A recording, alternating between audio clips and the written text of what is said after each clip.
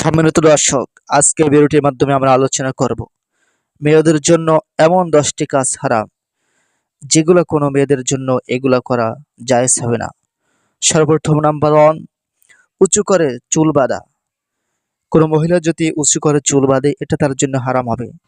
দ্বিতীয় নাম্বারে, কোনো মহিলা যদি চুলের সাথে আবার নকল চুল লাগায় তাহলে তার জন্য এটাও হারাম হবে।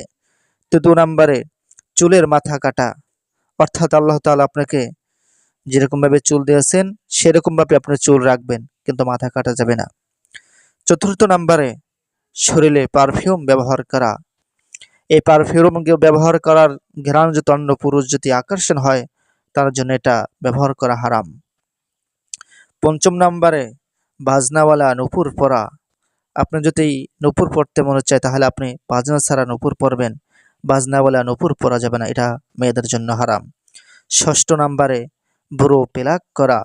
অনেক মহিলারা আছে যারা চোখ আকর্ষণ করার জন্য ভ্রু প্লাক করে থাকেন, এটা কোনোভাবেই করা যাবে না, এটা মহিলাদের জন্য হারাম। সপ্তম নাম্বারে, টাইট ফিট জামা পরা। এরকমভাবে টাইট ফিট জামা পরা এটা মহিলাদের জন্য জায়েজ নাই, মহিলারা ঢিলা ঢালা জামা পরবে। অষ্টম নাম্বারে, হাতের নখ বড় রাখা। অনেক মহিলারা আছে যারা অনেক মহিলারা আছে যারা বনের প্রাণীর মতন তারা হাতে নখ রাখে, এটা করা যাবে না, এটা তাদের জন্য হারাম। নবম নম্বরে, বিপর্দায় চলাফেরা করা। অনেক আছে পর্দা, এটা হচ্ছে আল্লাহ তাআলার ফরজ বিধান, অনেক মহিলারা আছে যারা এই পর্দা করে না। দশম নম্বরে, হাতে পায়ে নেল পালিশ দেওয়া। এই নেল পালিশ দেওয়ার কারণে মহিলাদের নামাজ সঠিকভাবে হয় না, উজু সঠিকভাবে হয় না, নামাজ সঠিকভাবে হবে না।